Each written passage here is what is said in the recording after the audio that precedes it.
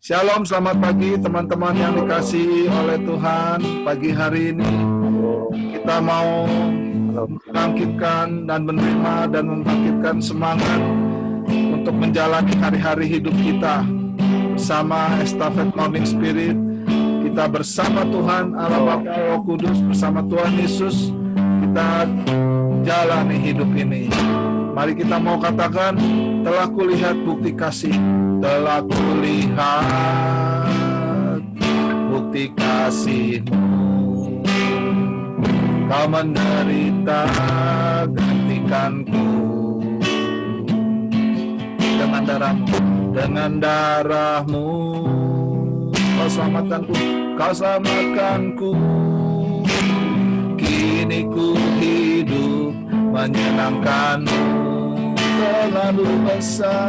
Terlalu besar kasih-Mu Bapa, pengorbanan yang Kau berikan bagiku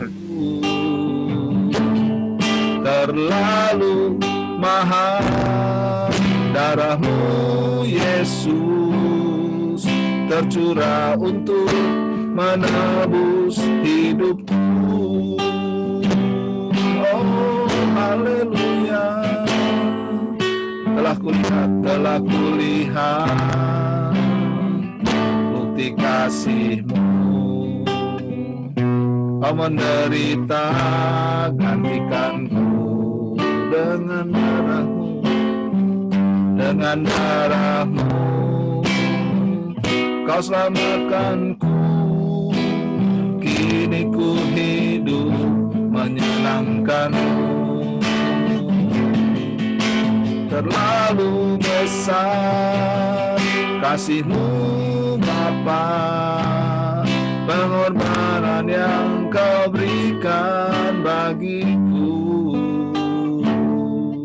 terlalu mahal.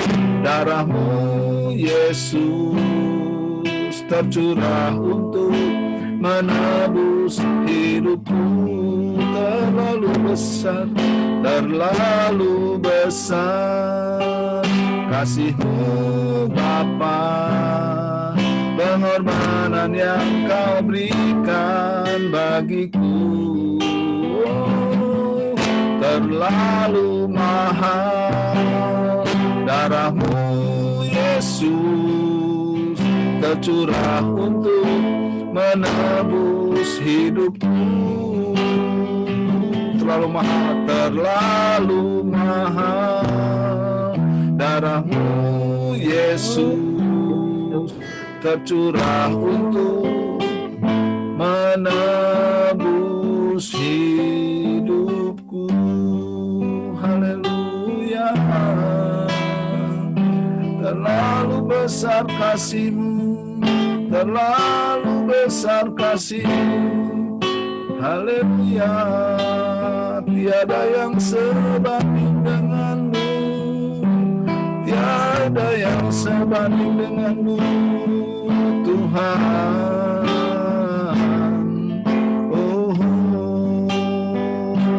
haleluya. Kami datang padamu Tuhan.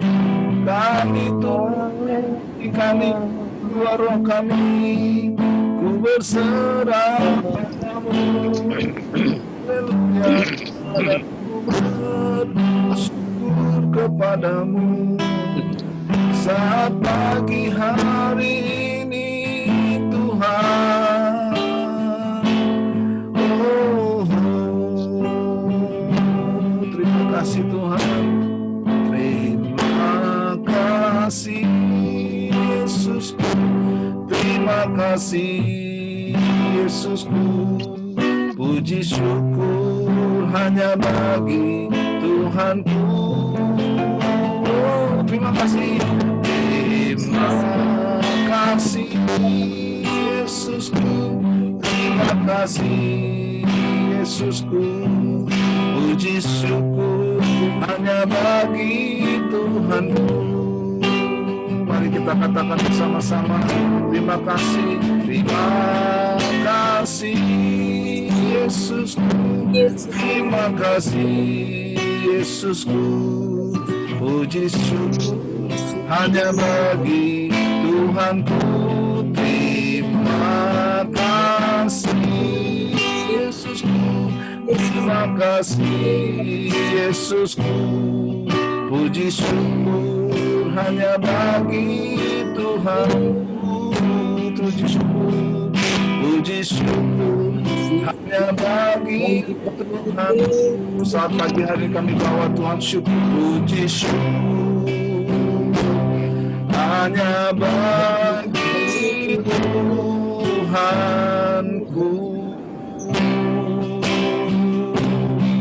Oh, haleluya, puji syukur bagimu ya Tuhan.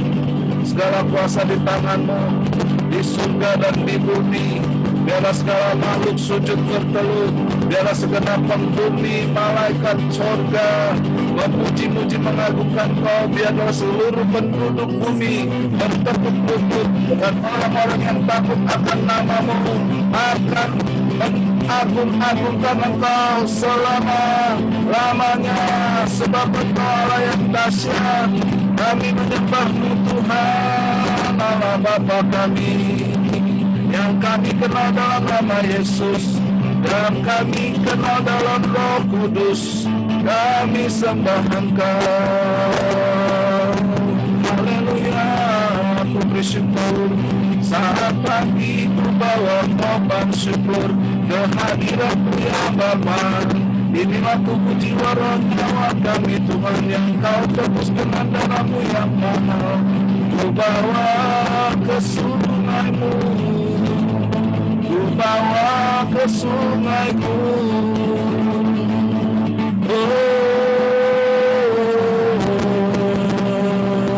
Oh, bakar kami dengan api-Mu ya Bapa. Suci kuduskan kami ya Bapa, agar kami melakukan kehendak-Mu semata dan hidup berkenan bagi-Mu. Haleluya. Terima kasih Tuhan. Terima kasih buat pagi hari ini ya Bapa. Engkau telah segarkan kami, Kau berikan kami kekuatan yang baru. Sekalipun kami tidak tahu apa yang akan terjadi sepanjang hari ini, tapi janji-Mu cukup bagi kami. Pengorbanan di kayu salib adalah bukti kasih-Mu yang terbesar. Kami percaya Tuhan, tidak selembar helai rambut pun terluput dari pandangan-Mu. Engkau melukiskan kami di telapak tangan-Mu. Bahkan hari-hari hidup kami telah terbentang di bola mata-Mu. Apakah yang bisa diluputkan dari pandangan-Mu? Pagi hari ini Bapa, izinkan kami mendengarkan isi hati-Mu lewat hamba-hamba-Mu Tuhan. Dan biarlah semangat kami bukan semangat yang berasal dari dunia ini, bukan damai yang berasal dari dunia ini, tapi yang berasal dari tahta kasih karunia-Mu yang tidak pernah padam selama-lamanya. Terima kasih Bapa. Urapi kami, urapi hamba-hamba-Mu pagi hari ini. Dalam nama Bapa, Putra, Roh Kudus, dalam nama Tuhan Yesus. Haleluya. Kita sama-sama katakan amin. Shalom, saudara semuanya yang dikasihi Tuhan. Senang sekali pagi hari ini kita bisa bersama-sama. Shalom, shalom. Nyembah Tuhan, shalom Pak Wid, shalom. Ini tadi ada Bu Tabita. Nah, ya Bu Tabita, ya Tuhan. Ini yang lagi connecting siapa ya ini ya? Bu Erni ya kali ya? Iya, Bu Erni. Oke. Pagi hari ini kita mau dengar sharing dari Ibu Farida. Saya mempersilakan Ibu Farida bisa menyampaikan sharing singkatnya. Dan teman boleh memberikan komen dan spiritnya bagi kita semuanya. Oke, silakan Bu. Halo, selamat pagi saudara-saudaraku semua di dalam Yesus Kristus yang Selamat Halo, kukasihi. pagi. Selamat pagi. Hari ini saya mau share kesaksian hidup saya aja ya. Siap. Mm, Jadi saya ambil dari kitab Galatia 2 ayat 20. Galatia Itu 2. dikatakan, ya Galatia 2 ayat 20. Namun aku hidup, tetapi bukan lagi aku sendiri yang hidup, melainkan Kristus yang hidup di dalam aku. Dan hidupku yang kuhidupi sekarang di dalam daging adalah hidup oleh iman dalam Anak Allah yang telah mengasihi aku dan menyerahkan dirinya untuk aku. Amin. Amin. Jadi di sini saya mau, tapi Koyos, Tenang aja. saya semampu saya ya. Oh, saya siap. Tenang aja. nggak terlalu pintar, nggak terlalu Tuhan pintar. melihat hati. Iya, mengungkapkannya. Jadi Siap. ini yang saya rasakan dalam hidup saya, suatu suami saya masih ada. Nah, saya menceritakan sedikit tentang kehidupanku dengan Pak Bahtiar mendiang.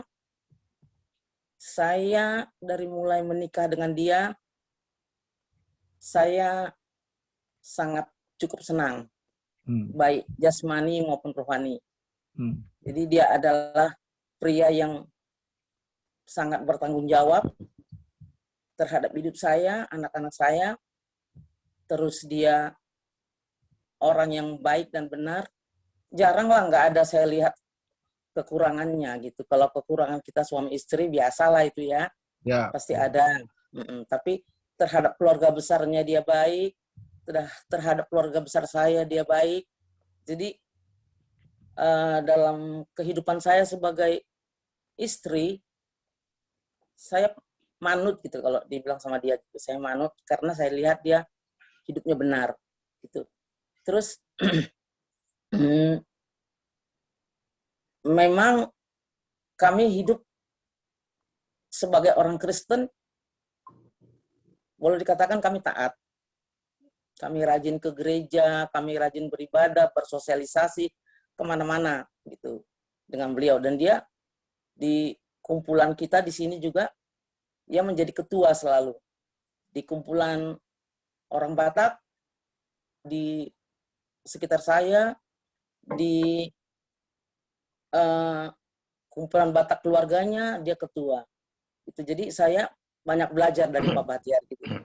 Nah, di dalam kehidupan kami ini, pokoknya walaupun saya menjadi seorang Kristen yang sejati, menurut pikiran saya, tetapi saya itu ternyata tidak Kristen yang sejati. Karena segala sesuatunya itu, saya nyembah Yesus, saya beribadah, saya bersosialisasi, tapi ternyata saya tidak mengutamakan Yesus. Saya mengutamakan idola saya ini, suami saya ini. Itu. Karena apa saya bilang begitu? Waktu dia meninggal, saya memang bilang sama Tuhan waktu dia detik-detik terakhirnya dia sudah nggak sadar. Jadi dari hari Sabtu itu dia nggak sadar, Minggu pagi dia meninggal. Sewaktu itu saya udah bilang sama Tuhan, Tuhan Yesus, kalau kamu memang mau ambil suamiku, silakan Tuhan, aku ikhlas, saya bilang. Tapi ternyata dalam kehidupan setelah dia meninggal, saya nggak ikhlas, Koyos. Saya nggak ikhlas, saya setiap hari menangis. Hanya menangis. Maaf ya, saya agak sedih sedikit. Gak apa-apa, Bu. Lanjut, Bu. Jadi saya hanya menangis terus. Saya bilang sama Tuhan, Tuhan, kenapa terlalu cepat kau ambil suamiku? Saya bilang. Terus setiap hari, tapi saya hanya lari kepada Tuhan Yesus. Berdoa terus. Ternyata satu hari Tuhan berbicara sama saya. Bu Farida, kamu kan sudah sering menyembah saya, mengenal saya. Tetapi ternyata kamu nggak mengenal saya. Dia bilang begitu. Karena kalau kamu mengenal saya, seharusnya kamu bersukacita. Karena suami kamu itu orang yang baik dan benar. Dan tidak bercacat. Tetapi kamu membawa kedaginganmu. Kamu kenapa menangis terus? Begitu. Suara Tuhan. Terus saya bilang, ampun saya Tuhan. Kamu tahu nggak? Kalau saya itu adalah Allah pencemburu. Dia bilang. Terus, kamu kan sudah tahu firman itu. Tapi ternyata, kamu selalu menangisi kepergian suamimu yang sudah saya panggil. Dia bilang begitu kan. Terus,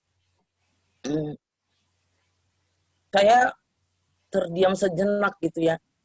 Terus saya kurang paham di mana terdapat kalau dia mengatakan bahwa saya adalah Allah pencemburu. Baru saya tanya Pak Wid, tolong kasih tahu saya Pak, di mana Yesus mengatakan dirinya bahwa dia adalah Allah pencemburu. Dia itu dikatakan di Lukas 14 ayat 26, katanya begini, kira-kira begini, kalau kamu tidak membenci orang tuamu, kalau kamu istilahnya begini, kamu mengasihi orang tuamu, mama, papamu, suamimu, istrimu, anak-anakmu, lebih daripada diriku, kamu tidak layak menjadi muridku. Itu dikatakannya gitu. Terus dikatakan lagi, dikasih tahu sama Pak Wid itu di Yakobus 4 ayat 5 itu, dikatakan di situ, roh yang ditempatkan Allah dalam diri kita itu diinginannya dengan cemburu. Jadi Bapak itu memang mengingini roh kita itu dengan cemburu. Dia nggak mau kalau kita tergantung kepada dunia ini. Kamu harus tergantung kepada saya, karena saya yang memiliki dirimu, karena saya yang menciptakanmu. Saya di situ seperti kaget saya gitu ya. Kamu tahu nggak kalau hidupmu itu hanya tergantung kepada saya seluruhnya, totalitas. Kamu harus melepaskan kedaginganmu. Dan saya juga belajar itu dengan Pak Wid itu di Six itu di situ diterangkan semuanya kan. Jadi, saya selama ini memberhalakan suami saya. Saya selama ini menjadi orang Kristen, tetapi bukan Kristen seutuhnya. Saya tidak mempersembahkan persembahan yang kudus sama Yesus. Saya mempersembahkan yang cacat. Jadi, sejak itu, ini yang mau saya share sama saudara-saudara semuanya, bahwa kita dalam hidup kita itu, walaupun kita sudah punya istri, punya suami, punya anak, nggak boleh tergantung sama mereka. Tergantung kepada diri sendiri pun nggak boleh. Kita harus tergantung total kepada Tuhan Yesus. Itu yang saya rasakan setelah saya mengatakan, ya Tuhan, saya mau tergantung total kepadamu. Saya mau melepaskan semuanya apa yang saya miliki. Di dalam dunia ini Tuhan, semuanya adalah berjalan dengan perkenananmu saja. Jadi, yang saya gambarkan di sini, saya sangat tenang, damai gitu setelah saya menyerahkan seluruhnya hidup saya total kepada Tuhan. Saya jalani aja hari-hari saya dengan baik dan benar sesuai dengan kehendaknya Tuhan. Nanti ya tidak usah terlalu berat memikirkan anak apa segala macam, semuanya perkenanan Tuhan gitu Pak Yos. Jadi yang saya dapat di situ, Amin, betul. hiduplah itu di Galatia 2 ayat 20 tadi itu, jadi hidup saya bukan aku lagi yang hidup, melainkan Kristus yang hidup di dalam aku. Dan hidup yang kuhidupi sekarang di dalam daging adalah hidup dengan iman dan anak Allah yang telah mengasihi aku dan menyerahkan dirinya untukku. Tetapi di sini boleh saya sampaikan lagi, walaupun kita sudah menyerahkan diri kita total kepada Tuhan, segala kehidupan kita kepada Tuhan, saudara-saudara kan tahu kalau si kunyuk nggak suka. Si kunyuk, si iblis, dia nggak suka. Dia selalu mencari celah bagaimana supaya orang-orang yang percaya kepada Tuhan itu jatuh. Gitu. Jadi, untuk itu kita sudah nggak asing lagi, kita selalu tetap setia. Kuncinya setia, selalu setia kepada Tuhan Yesus. Maka segala sesuatu pun yang menggoda kita atau apapun itu kita selalu dilindungi Tuhan. Kita selalu dalam pelukannya, kita selalu dalam tangannya. Jadi dalam kehidupan saya sekarang, saya sangat bersuka cita. Saya sudah bertemu dengan Tuhan Yesus. Saya berusaha mempersembahkan yang kudus, tidak bercacat, tidak lagi mengidolakan siapapun, tetapi hanya mengidolakan Tuhan Yesus. Tuhan Yesus adalah segalanya. Amin. Itulah sharing dari saya. Amin, amin. Saya jadi teringat lagunya. Adapun hidupku ini bukannya aku lagi, melainkan Kristus yang hidup di dalam aku. Tahu ya lagu ini? Tetapi hidup yang sekarang aku hidup di dalam tubuh ini. Aku hidup di dalam iman kepada Anak Allah yang mengasihi daku dan yang menyerahkan dirinya untuk aku. Luar biasa. Nah, saudara, di dalam kitab Keluaran pasal 20 ayat 5 ya, mengatakan jangan sujud menyembah kepadanya atau beribadah kepadanya sebab aku Tuhan Allahmu adalah Allah yang cemburu, yang membalaskan kesalahan bapa kepada anak-anaknya, kepada keturunan yang ketiga dan keempat dari orang-orang yang membenci aku. Nah, itu perjanjian lama. Ya, Keluaran 34 ayat 14, sebab janganlah engkau sujud menyembah kepada Allah lain, karena Tuhan yang namanya cemburuan. Jadi salah satu nama Tuhan itu cemburuan. Ya, adalah Allah yang cemburu. Ya, bukan berarti terus kita tidak boleh mengasihi orang sekitar, orang tua atau keluarga kita.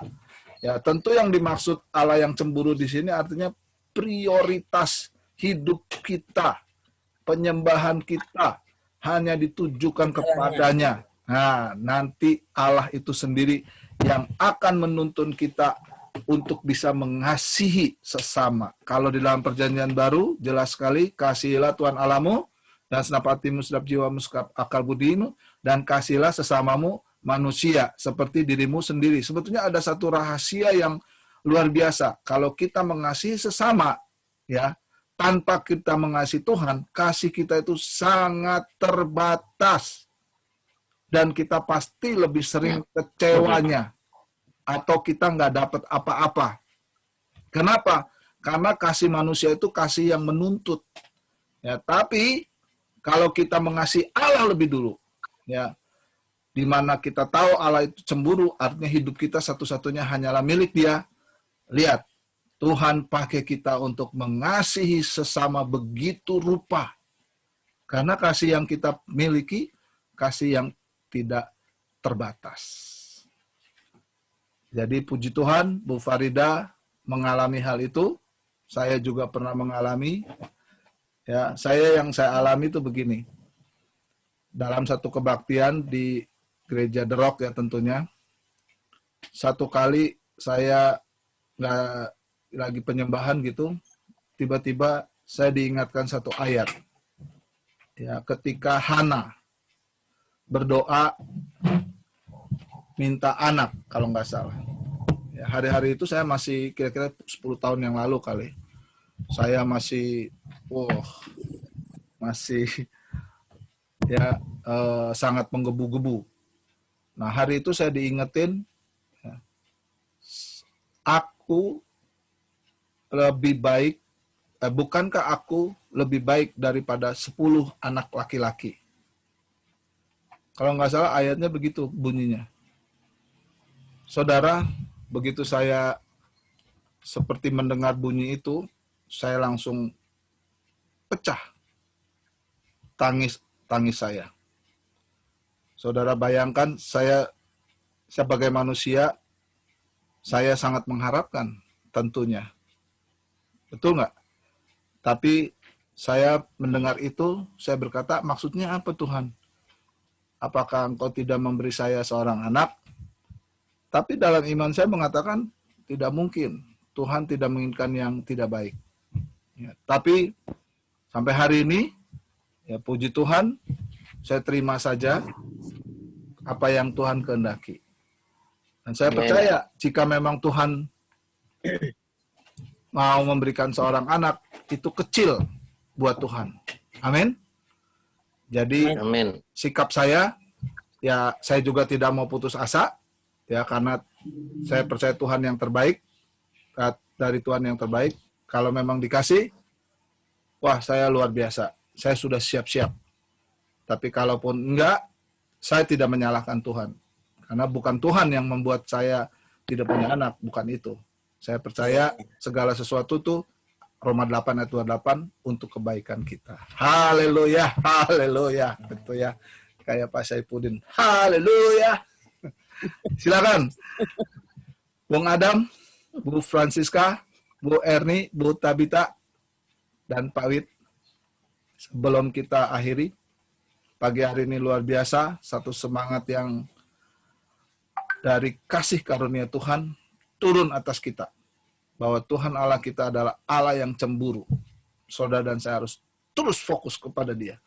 Waktu kita fokus pada Dia, lihat, Dia pakai kita dengan cara yang tidak pernah kita pikirkan.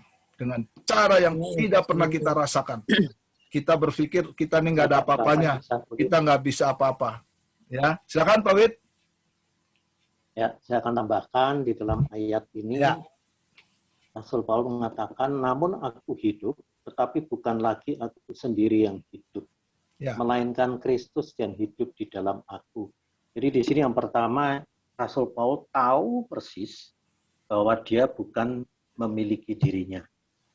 Tetapi setelah ditebus oleh Kristus, maka Yesus yang memiliki dia 100%. Bukan ada acara lain Rasul Paulus, tidak ada. Apalagi yang dengan dunia, tidak ada sama sekali.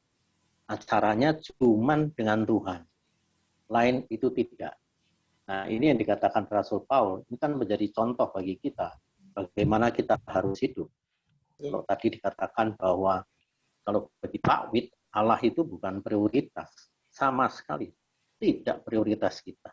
Ya. Tapi Allah itu segalanya dalam hidup kita. Ya. Betul, betul. Baru kita punya prioritas yang lain. Ya, Walaupun kita mengasihi pada istri, anak, yang pertama adalah kita mengasihi Allah. Tadi dikatakan Pak Yuswa bahwa segenap hati, segenap pikiran, segenap kekuatan, segenap jiwa, dan lain. Namanya segenap, tidak ada unsur 1% pun untuk yang lain. Hanya untuk Allah. Baru kita dengan kasih Allah, kita bisa mengasihi orang lain. Ya. Baik itu istri, suami, anak, dan lain sebagainya. Itu pasti sempurna. Cuman saya akan tambahkan sedikit di dalam kisah Rasul-Rasul. Kisah Rasul-Rasul 20. Ya. Saya akan tambahkan dikit. Begini ayatnya. Ini Rasul Paul lagi ya. Ayat 22, kisah Rasul-Rasul 20 ayat 22, mengatakan demikian. Lihat ini Rasul Paul. Tetapi sekarang sebagai tawanan roh, aku pergi ke Yerusalem. Dan aku tidak tahu apa yang akan terjadi atas diriku di situ. Jadi kalau kita sudah di dalam Kristus sejati 100%, kita jadi tawanan roh. Bahkan di dalam Roma 8 dikatakan bahwa kita sekarang ini berhutang. Bukan kepada daging, tapi kepada roh. Rasul Paul mengatakan, aku sekarang jadi tawanan roh. 100%. Ayat 23 mengatakan, selain daripada yang dinyatakan Roh Kudus dari kota ke kota kepadaku, bahwa penjara dan sengsara menunggu aku. Dia tahu bahwa dia akan sengsara pada saat mengikuti Roh Kudus. Karena pada zaman itu luar biasa.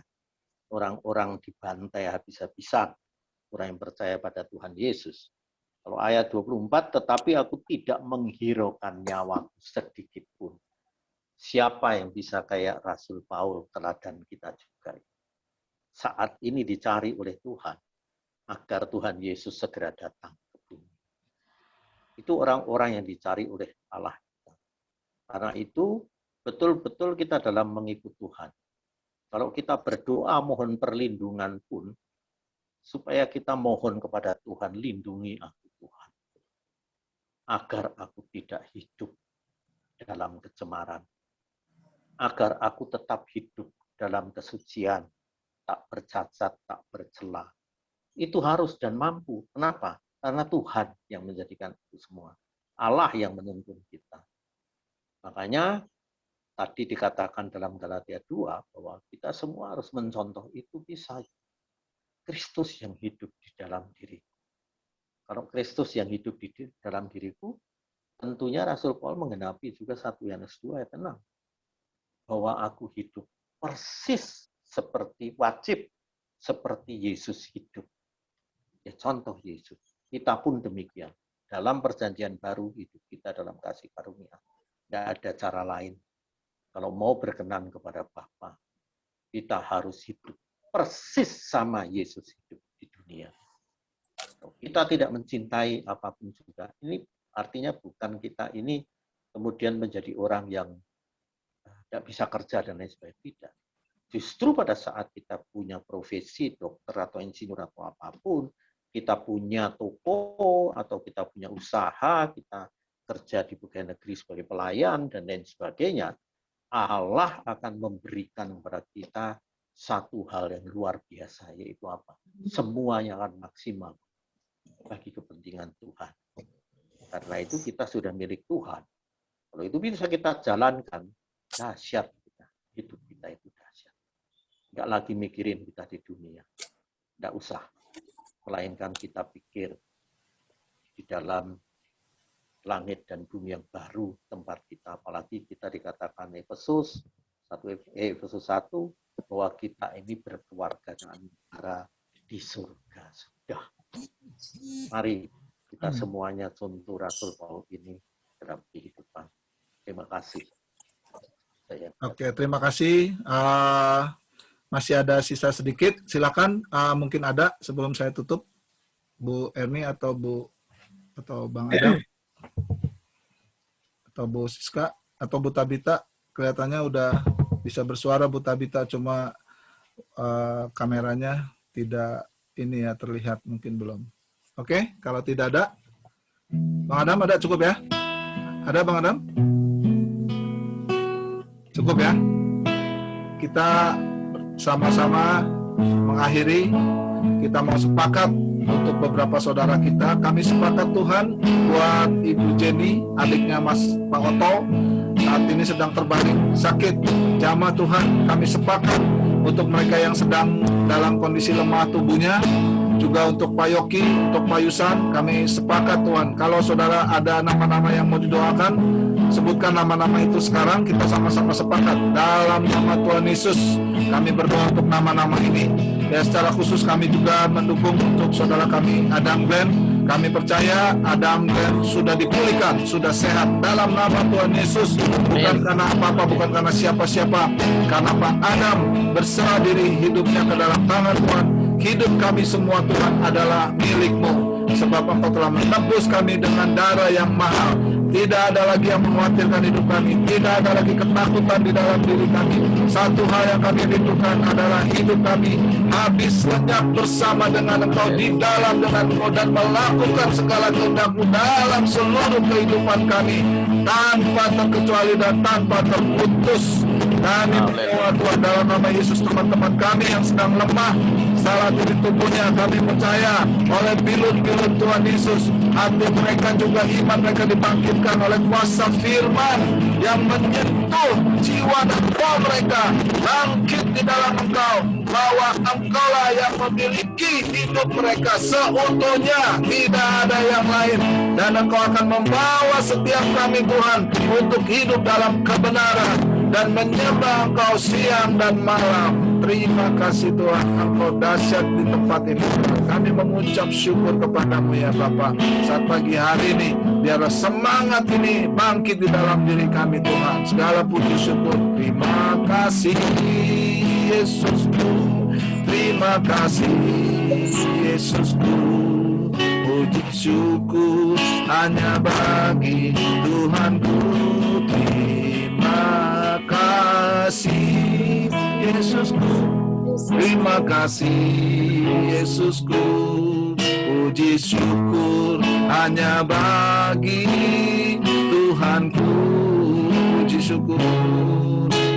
syukur hanya bagi Tuhanku.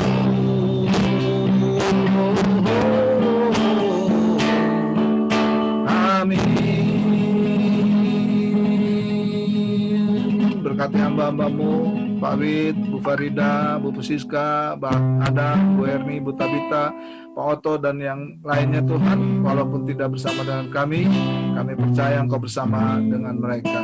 Kasih anugerah dalam Allah Bapa, dari Allah Bapa dalam Tuhan Yesus, serta penghiburan penyertaan kuasa Roh Kudus turun atas kita sekalian sepanjang hari ini sampai Tuhan Yesus datang kedua kali baptis sampai selama-lamanya. Yang percaya sama-sama katakan amin. Tuhan berkati. Pas banget. Tuhan berkati ya Bu Erni. Besok ya. Siap-siap Bu Erni komen-komen nih. Besok nih saya belum tahu siapa yang siap sharing ya, tapi saya percaya ada Bu Erni, ada Bu Tabita. Hah? Bu Erni, Tabita. Ya, nanti saya minta kesiapannya deh kalau gitu. Oke, Tuhan Yesus memberkati. See you tomorrow. Dan semangat di dalam Kristus. Haleluya.